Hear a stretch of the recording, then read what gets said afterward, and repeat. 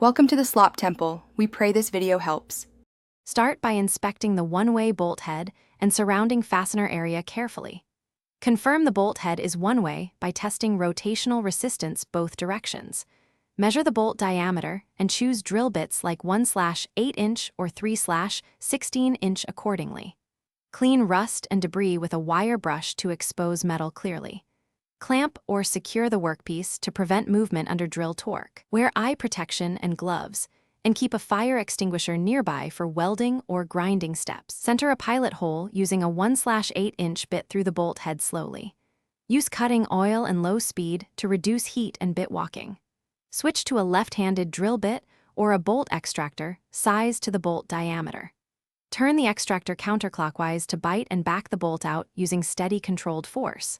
If the extractor slips, enlarge the hole to 3/16" and use a carbide burr to create a new gripping surface. Clean metal shavings frequently to maintain visibility. If drilling and extraction fail, weld a nut onto the bolt head for a new drive surface.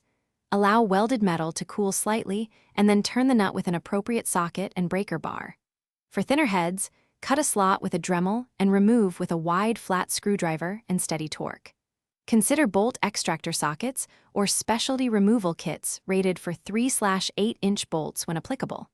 Replace the fastener with a standard bolt and anti-seize, or hire a professional locksmith when access is limited. Thanks for watching. Consider subscribing if we helped you.